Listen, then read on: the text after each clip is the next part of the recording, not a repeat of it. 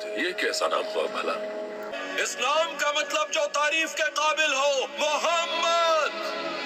लेकिन सिर्फ मोहब्बत और दोस्ती ही बरकरार रहेगी, ठीक तुम्हारे हाथों की खुशबू की तरह, जो हमारे मदीने से निकलने के बाद भी यहाँ तक आ रही है। रहमतुल आलमीन जनाब मोहम्मद रसूलुल्लाह सल्लल्लाहु अलैहि वसल्लम की विलादत मुबारक रबीउल अव्वल 571 ईस्वी यानी आमुल फील वाले साल में हुई। इब्ने साद रिवायत करते हैं कि रसूलुल्लाह सल्लल्लाहु अलैहि वसल्लम की वालदा ने फरमाया, जब आप सल्लल्लाहु अलैहि वसल्लम की विलादत हुई तो मेरे जिस्म से एक नूर निकला जिससे मुल्क शाम के महल रोशन हो गए।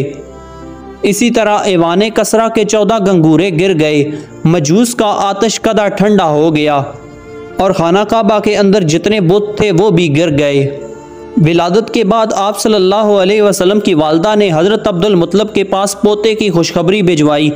वो दौड़ते हुए आए और आप सल्लल्लाहु अलैहि वसल्लम को खाना काबा में ले जाकर अल्लाह ताला से दुआ की, इसका शुक्र अदा किया और आप सल्लल्लाहु अलैहि वसल्लम का नाम मोहम्मद तजवीज़ किया। आपकी वालदा ने 3 दिन तक आपको दूध पिलाया। फिर अबू लहब की लौंडी सोबिया आपको दूध पिलाती रही। अरब के शहरी बाशिंदों का दस्तूर था कि वो अपने बच्चों को शहरी अमराज से दूर रखने के लिए दूध पिलाने वाली देहाती औरतों के हवाले कर देते, ताकि इनके जिस्म ताकतवर और आसाब मजबूत हों और वो खालस और ठोस अरबी सीख सकें। दरअसल उस ज़माने में बनु साद और बनु बकर की औरतें मक्का आया करती थी और अपने साथ नामालूद बच्चे परवरिश के लिए ले जाया करती। लिहाजा जब बनु साद कुरैश के इलाके में आए तो औरतों ने मालदार घरों से बच्चों को ले लिया ताकि ज़्यादा से ज़्यादा इनामो इकराम मिल सके। लिहाजा जब उन औरतों ने बीबी आमना के बच्चे को देखा और ये पता चला कि ये बच्चा यतीम है तो किसी औरत ने आप सल्लल्लाहु अलैहि वसल्लम को लेने से इनकार कर दिया। उन्हीं औरतों में दाई हलीमा भी थी जो एक गरीब खातून थी और उनकी ऊँटनी भी लागर थी। लिहाजा जब बीबी हलीमा ने आप सल्लल्लाहु अलैहि वसल्लम को देखा तो मोहब्बत भरा समंदर ठाठे मारने लगा और आपने जनाब रसूलुल्लाह को गोद ले लिया और अपने कबीले की तरफ चल पड़ी।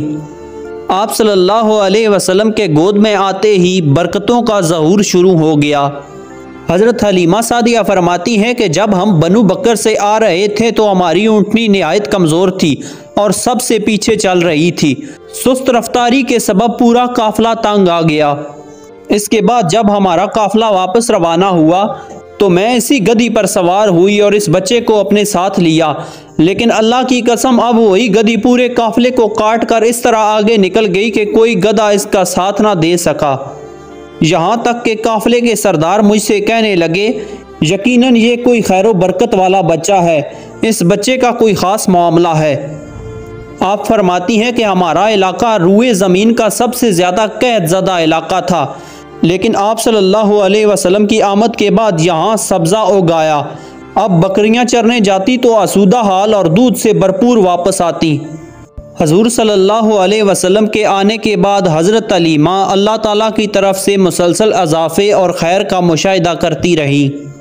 आपके इब्तदाई 2 साल हज़रत हलीमा सादिया और उनके शोहर हारिस की गोद में गुजरे।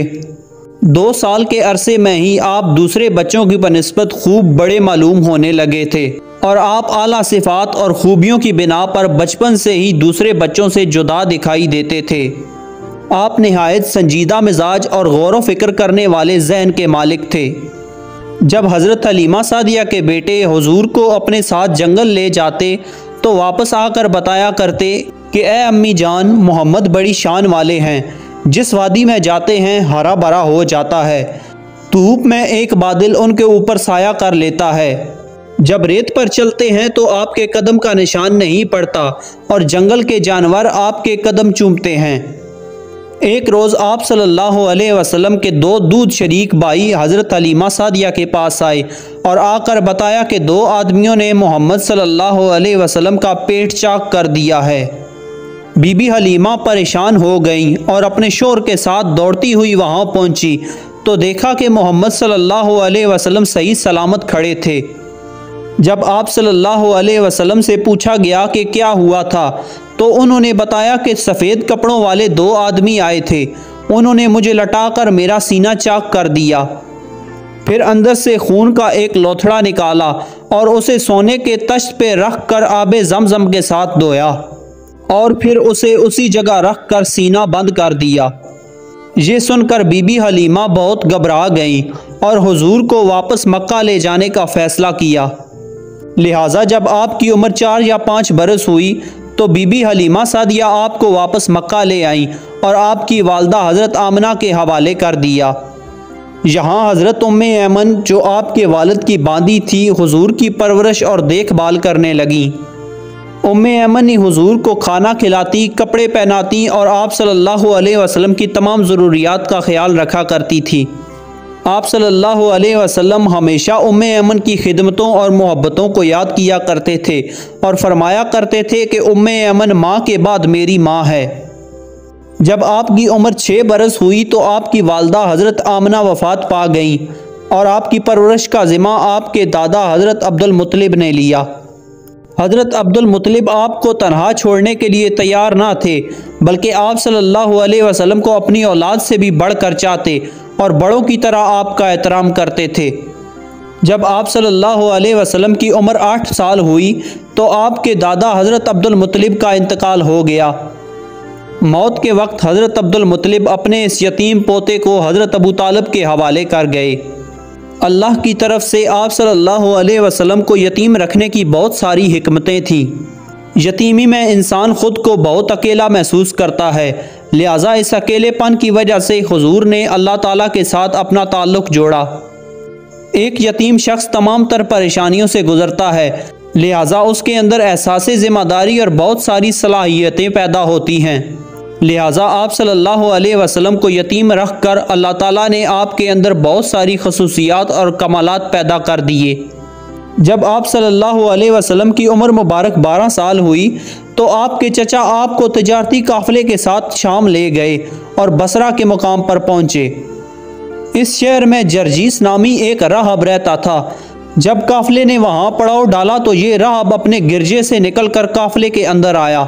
इसने रसूलुल्लाह सल्लल्लाहु अलैहि वसल्लम को आपके औसाफ की बिना पर पहचान लिया और आपका हाथ पकड़कर कहने लगा, ये सैयदुल आलमीन हैं और अल्लाह ताला ने इन्हें रहमतुल लिल आलमीन बनाकर भेजा है।